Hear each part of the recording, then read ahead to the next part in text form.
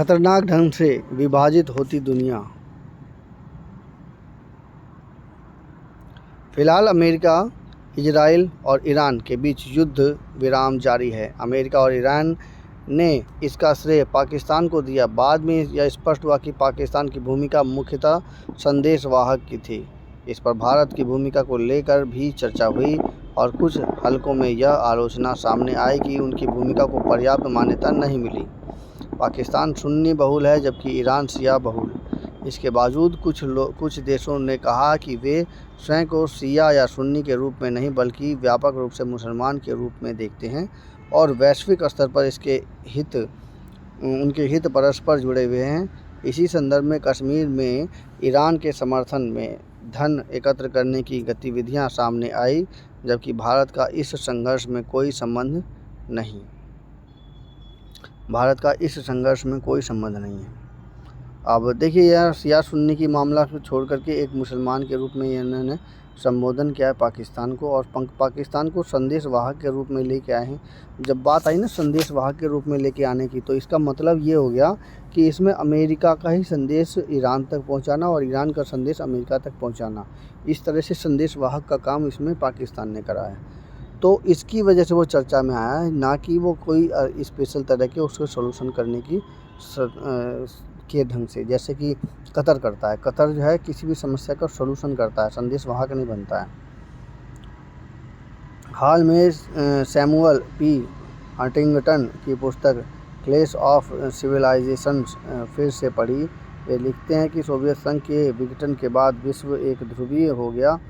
आने वाले समय में संघर्ष राष्ट्रों के बीच नहीं, सभ्यताओं के बीच होगा। महाशक्तियों के बीच की प्रतिस्पर्धा सभ्यताओं के टकराव के रूप में प्रकट होंगी। महाशक्तियों के बीच की प्रतिस्पर्धा जो है वो सभ्यताओं के टकराव के रूप में प्रकट होंगी। यह संघर्ष विश्व शांति के लिए सबसे बड़ा खतरा बन सकता है। यह संघर्ष किसी एक देश का या क्षेत्र तक सीमित नहीं रहेगा, व्यापक स्तर तक फैल सकता है। आज लोग आधुनिक पहचान के साथ साथ अपनी पारंपरिक पहचान को भी पुनः खोज रहे हैं। इसी कारण वे नई परिस्थितियों के साथ साथ पुराने द्वंद्वों को भी बनाए हुए हैं और उन्हें भूलने के लिए तैयार नहीं हैं। भविष्य में संघर्ष केवल आर्थिक असमानताओं जैसे अमीर और गरीब के बीच तक सीमित नहीं रहेगा, बल्कि विभिन्न सभ्यताओं के बीच अधिक तीव्र रूप से सामने आएगा। यह इतिहास का पहला अत्यंत जटिल और चुनौतीपूर्ण दौर हो सकता है। सभ्यताओं के रूप में वे पश्चिम, दक्षिण अमेरिका, अफ्रीकी, इस्लामिक, सैनिक, हिंदू, ऑर्थोडॉक्स, बौद्ध और जापानी सभ्यताओं का उल्लेख करते हैं। अमेरिकी राजनीतिज्ञ हेनरी किसिंजर ने एक बार कहा था कि 21वीं सदी में 6 बड़ी शक्तियां होंगी: अमेरिका, यूरोप, चीन, जापान, रूस और संभवतः भारत। वहीं सैमुअल हंटिंगटन ने चीन, वियतनाम और जापान को अलग अलग सभ्यताओं के रूप में देखा। अब देखिए, यहाँ पर चीन, वियतनाम और जापान को अलग अलग सभ्यताओं के रूप में देखा है।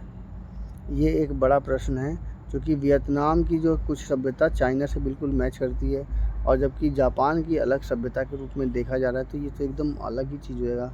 कोरिया कॉन्टिनेंट को अलग देखा जा रहा है। इन क्षेत्रों में बौद्ध परंपरा व्यापक प्रभाव है। इसी प्रकार अफ्रीका में मुसलमानों और ईसाइयों की बड़ी आबादी है, जबकि दक्षिण अमेरिका, उत्तरी अमेरिका, यूरोप और रूस मुख्यतः ईसाई बहुल क्षेत्र हैं। हंटिंगटन का मत है कि सैनिक, चीनी और जापानी सभ्यताओं ने स्वयं को आर्थिक आधार पर आधुनिक बनाया है, जबकि इस्लामिक विश्व अपनी पहचान को आर्थिक आधार पर कम बल्कि सांस्कृतिक और पंथक आधार पर अधिक सुदृढ़ करता है।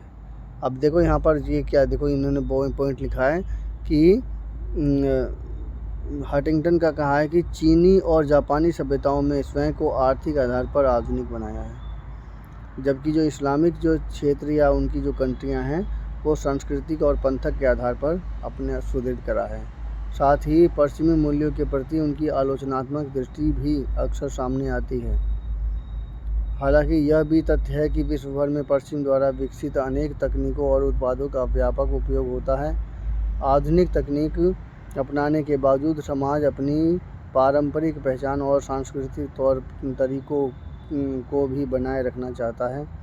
पश्चिमी देशों में भी अब पंथ के प्रति अपने पहले जैसा विरोध दिखाई नहीं देता। कई स्थानों पर रविवार को बड़ी संख्या में लोग चर्च जाते हैं। ऐसे में पंथ को राजनीति से पूर्ण अलग होने की अवधारणा अब पहले जैसी प्रभावी नहीं रह गई है।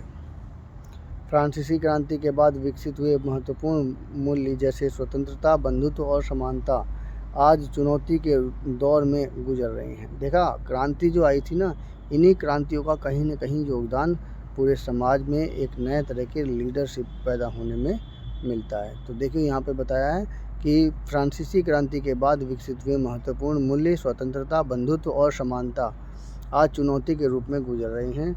अब प्रत्येक समाज और राष्ट्र स्वयं को श्रेष्ठ सिद्ध करने की होड़ में लगाए दिखाई दे रहे हैं। अब हर राज्य है ना अपने आप को श्रेष्ठ सिद्ध करने में लगे हुए हैं। अपनी सांस्कृतिक खान पान और जीवन शैली को श्रेष्ठ बनाने की प्रवृत्ति बढ़ रही है, जबकि अन्य को कमतर आंका जा रहा है। सभी अपने आप की संस्कृति और खान पान को श्रेष्ठ बता रहे हैं, जबकि बाकी को कमतर आंका जा रहा है। मजहब के आधार पर नए नए गठबंधनों और समझौतों की प्रवृत्ति भी उभर रही है। नाटो में तुर्की को छोड़कर अधिकांश देश ईसाई बहुल हैं। इस्लामिक देशों में भी समान प्रकृति के गठबंधन की चर्चाएं उठती रहती हैं।